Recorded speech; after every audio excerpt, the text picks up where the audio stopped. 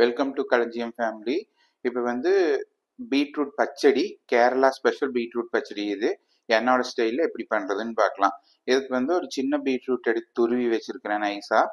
அது சீரகம், பச்சை மிளகா, தேங்காய், அரைக்கிறதுக்கு தேங்காவும் இஞ்சி சீரகம் பச்சை மிளகா போட்டு அரைச்சிக்கணும், கடுகும் போட்டு அரைச்சிக்கணும், தயிர்.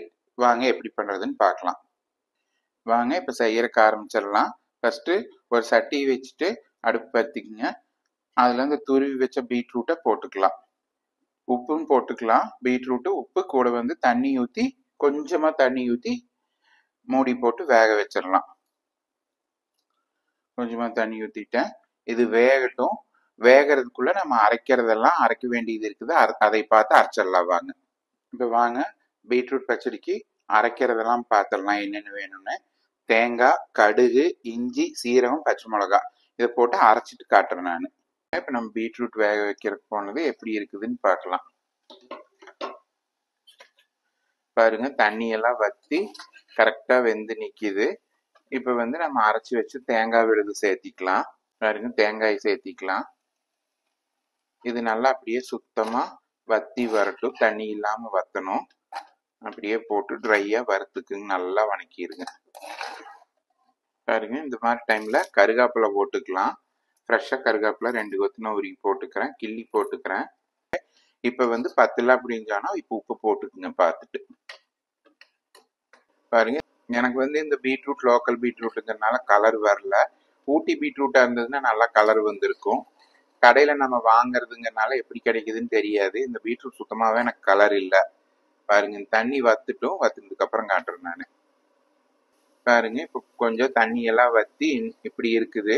இந்த தண்ணி கூட அமுத்தினீங்கன்னா வரும். இந்த தண்ணியும் கூட சுத்தமா வத்தணும். வத்துனதுக்கு அப்புறம் காட்டுறேன். இது வத்துறதுக்குள்ள நம்ம போய் தயிர் பீட் பண்ணி எடுத்துக்கலாம். தயிர் இருக்குது, இது நல்லா இப்படி பீட் பண்ணிக்கோங்க. இது பீட் பண்ணாம நீங்க வச்சிருந்தீங்கன்னு சொன்னீங்கன்னா திப்பி திப்பியா வரும். அதனாலதான் நல்லா பீட் பண்ணி நைஸா எடுத்துக்குங்க. பாருங்க, காட்டுறேன் நான். நல்லா பீட் பண்ணிக்கோங்க.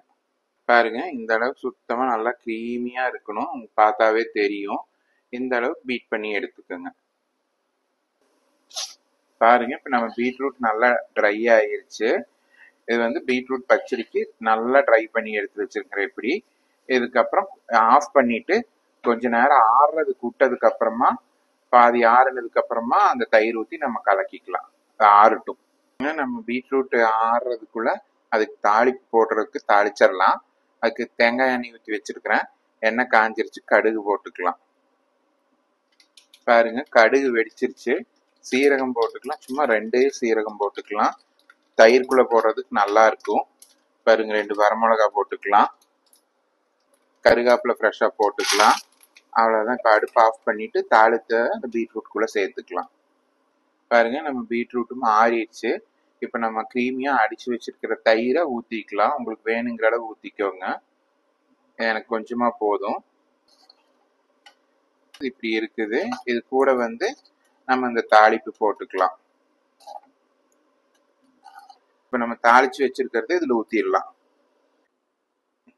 பாருங்க, இப்போ கேரளா ஸ்பெஷல் பீட்ரூட் பச்சடி என்னோட ஸ்டைலில் ரெடி பண்ணியிருக்கிறேன் நான்.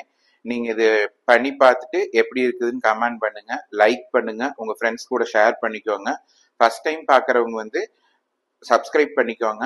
கூடவே பக்கத்தில் இருக்கிற பெல் ஐக்கானை அமுத்திக்கோங்க. அப்போ தான் நான் போடுற வீடியோ எல்லாம் உங்களுக்கு உடனுக்குடனே கிடைக்கும். தேங்க்யூ.